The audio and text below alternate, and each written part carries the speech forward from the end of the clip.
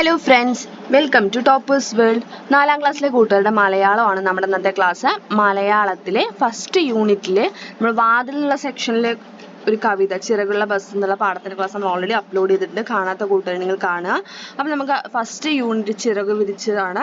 3 യൂണിറ്റാണ് നമ്മുടെ first part text ബുക്കിലുള്ളത്. നമ്മൾ പുതിയ ടെക്സ്റ്റ് ബുക്കാണ്. എല്ലാ കൂട്ടുകാർക്കും ടെക്സ്റ്റ് ബുക്ക് കിട്ടിക്കാണെന്ന് കരുതുന്നു.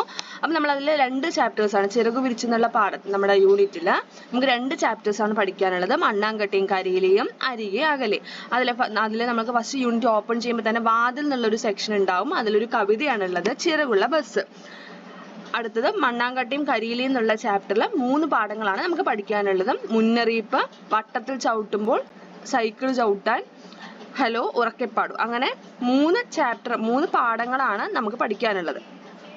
ഓക്കെ, അപ്പോൾ നമുക്ക് മണ്ണാങ്കട്ടയും കരിയിലെയും എന്നുള്ള ചാപ്റ്റർ സ്റ്റാർട്ട് ചെയ്യാം. അപ്പോൾ അതിന് നമ്മുടെ ക്ലാസ് തുടങ്ങുന്നതിന് മുമ്പ് നമ്മുടെ ചാനൽ ആദ്യമായി കാണുന്ന കൂട്ടുകാരാണെങ്കിൽ ഒന്ന് സബ്സ്ക്രൈബ് ചെയ്യുക. ക്ലാസ് മുഴുവനായി കാണുക, സ്കിപ്പ് ചെയ്യാതെ. ക്ലാസ് ഇഷ്ടമായ ലൈക്ക് ചെയ്യുക, നിങ്ങളുടെ കൂട്ടുകാർക്ക് ഷെയർ ചെയ്യുക. അപ്പോൾ നമുക്ക് ക്ലാസ് സ്റ്റാർട്ട് ചെയ്താലോ?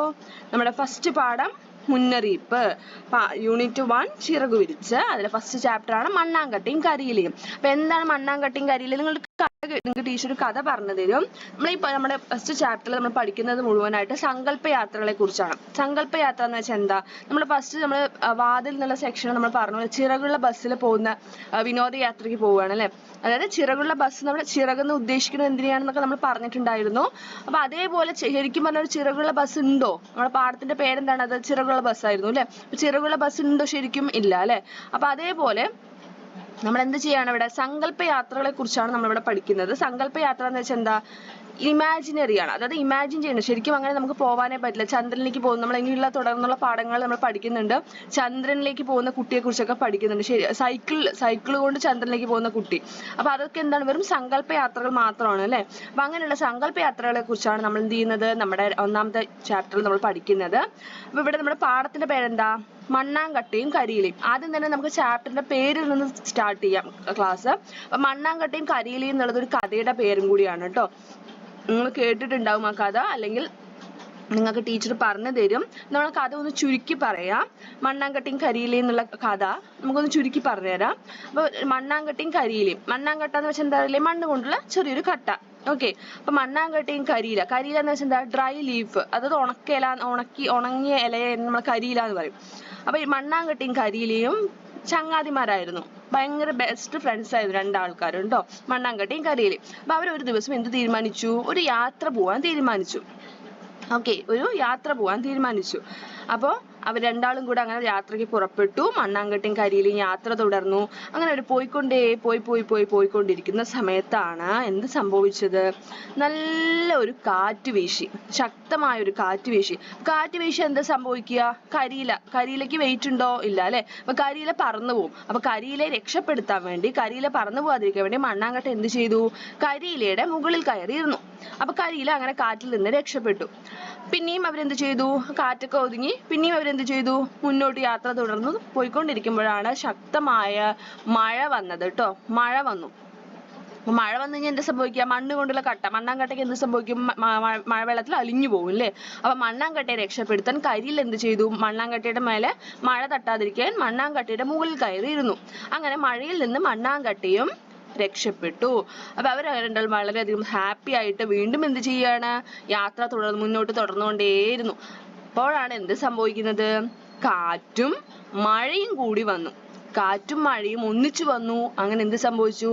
കരിയില പറന്നും പോയി, മണ്ണാങ്കട്ട അലിഞ്ഞും പോയി. ഇതാണ് നമ്മുടെ മണ്ണാങ്കട്ടയും കരിയിലയും എന്നുള്ള കഥയുടെ ഇതാണ് കഥ. അത് നമ്മൾ ചുരുക്കി പറഞ്ഞതാണ്. അപ്പൊ ഇനി നമുക്ക് എന്ത് ചെയ്യാം? നമ്മുടെ പാഠം എന്താന്ന് നോക്കാം. സങ്കല്പയാത്രയുടെ എത്ര കഥകളും കവിതകളും ഉണ്ടെന്നോ? യാത്രയിൽ പ്രതീക്ഷിച്ചതെല്ലാം ലഭിക്കണമെന്നില്ല, ആഗ്രഹിക്കാത്ത പലതും ഉണ്ടായെന്നും വരാം. അതേക്കുറിച്ചാണ് നമ്മൾ ഇനി പഠിക്കാൻ പോകുന്നത് അല്ലേ. നമ്മൾ മണ്ണാങ്കട്ടയും കരിയിലെയും എന്നുള്ള കഥ കേട്ടപ്പോൾ എന്താ മനസ്സിലായത്? യാത്രയിൽ പ്രതീക്ഷിച്ചത് ലഭിക്കണമെന്നില്ല അല്ലെ. ആഗ്രഹിക്കാത്ത പലതും ആയിരിക്കും എന്ത് സംഭവിക്കുക? ആ യാത്രയിൽ നമുക്ക് നേരിടേണ്ടി വരിക. അതേക്കുറിച്ചാണ് നമ്മൾ എന്ത് ചെയ്യുന്നത്? നമ്മുടെ ഫസ്റ്റ് ചാപ്റ്ററിൽ പഠിക്കുന്നത്. ഫസ്റ്റ് ചാപ്റ്ററിലെ ഫസ്റ്റത്തെ പാഠത്തിന്റെ പേരെന്താണ്? മുന്നറിയിപ്പ് അല്ലെ. മുന്നറിയിപ്പ് വെച്ചാൽ എന്താ? വാൺ ചെയ്യുന്നതിനെയാണ് നമ്മൾ മുന്നറിയിപ്പ് കൊടുക്കുക പറയുക. അപ്പൊ എന്തൊക്കെയാണ് ചിത്രത്തിൽ കാണുന്നതെന്ന് പറയൂ. ചിത്രത്തിൽ പല ജീവികളെ കുറിച്ച് പല ജീവികളും ഉണ്ട് അല്ലെ. അപ്പൊ നമുക്ക് എന്തിനെ കുറിച്ചാണ് കഥ നമ്മുടെ കവിതയിൽ പറയുന്നത് നമുക്ക് നോക്കാം. ഈ കവിത എഴുതിയിരിക്കുന്നത് ആരാണ്? കവി അക്കിത്തമാണ്. അദ്ദേഹത്തിന്റെ അക്കിത്തത്തിന്റെ കുട്ടിക്കവിതകൾ എന്നുള്ള അതിൽ നിന്നുള്ള ഒരു കവിതയാണ് നമുക്ക് പഠിക്കാനുള്ളത്, മുന്നറിയിപ്പ് എന്നുള്ള കവിത. ഓക്കെ, അപ്പൊ നമുക്ക് ആദ്യം ഇതവണ വായിച്ചു നോക്കാം.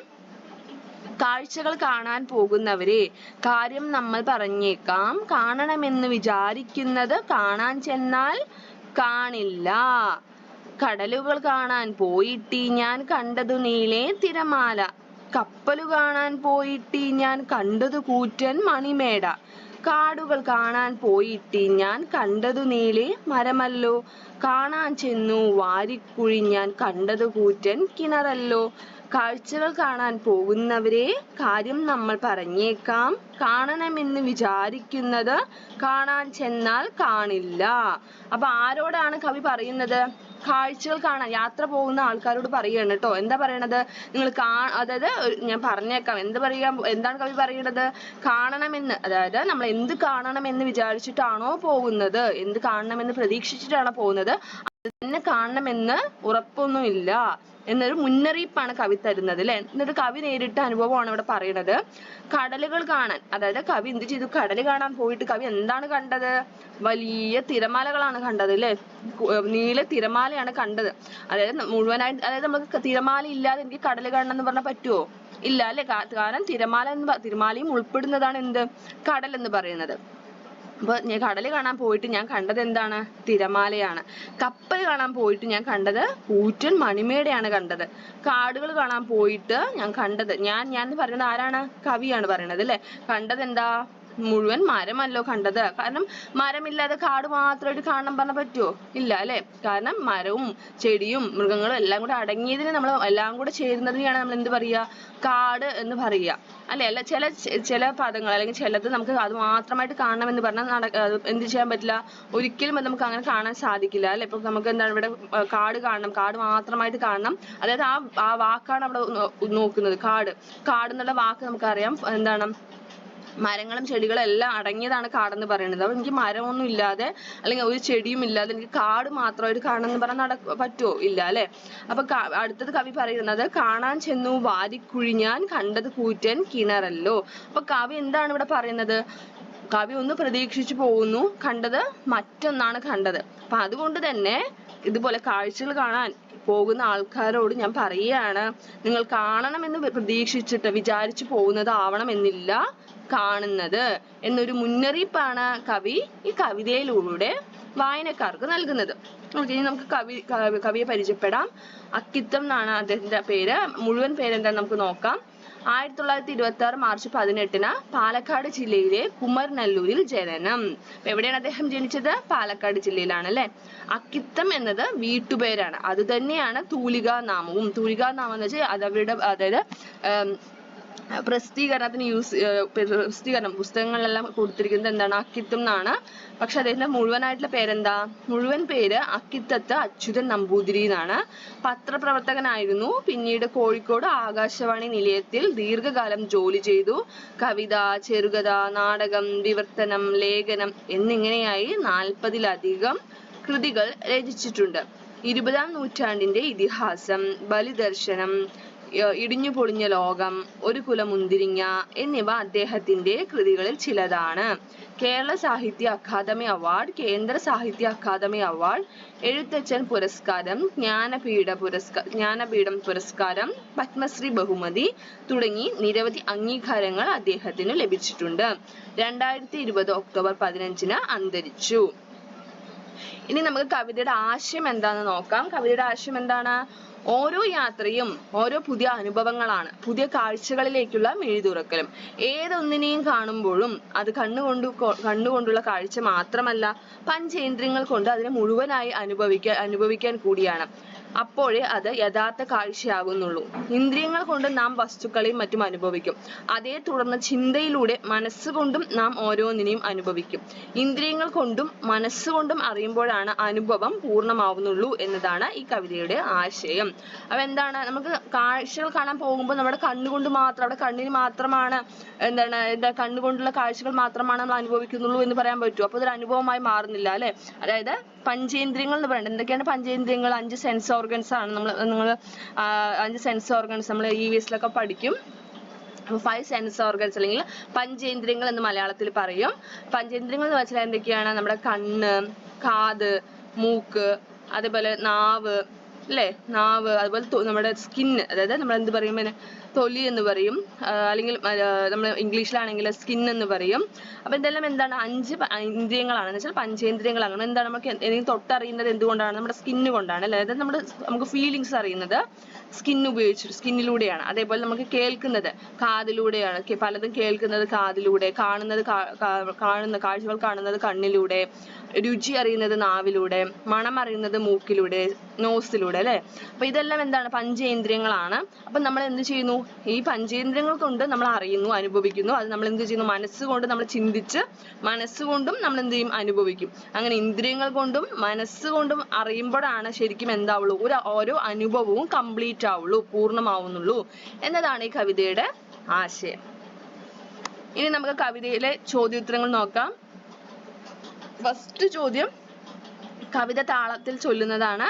അപ്പൊ എന്ത് ചെയ്യുക? ക്ലാസ്സിൽ കവിതയ്ക്ക് നല്ലൊരു ഈണമൊക്കെ കൊടുത്ത് ഗ്രൂപ്പായിട്ട് ക്ലാസ്സിൽ കവിത അവതരിപ്പിക്കുക.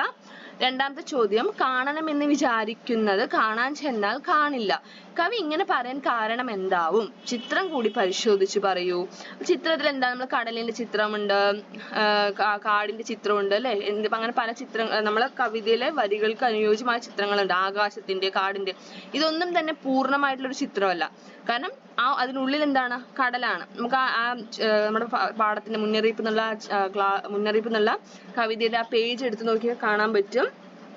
അതിലെന്താണ്? കരടീന്റെ ചിത്രമുണ്ട്, കുരങ്ങന്റെ ചിത്രമൊക്കെ ഉണ്ട്, അല്ലെ? പക്ഷെ അതെന്താണ്? അതിനുള്ളിൽ മറ്റൊരു ചിത്രം കൂടി ഉണ്ട്. കടലിന്റെ ഉണ്ട്, കാടിന്റെ ഉണ്ട്. അപ്പൊ അതെന്താണ്? ഒരു ചിത്രം അവിടെ പൂർണ്ണമാവുന്നില്ല. നമുക്ക് കാടിന്റെ എന്ന് പറയുമ്പോൾ കാടിന്റെ മാത്രമായിട്ട് അവിടെ കാണുന്നില്ല.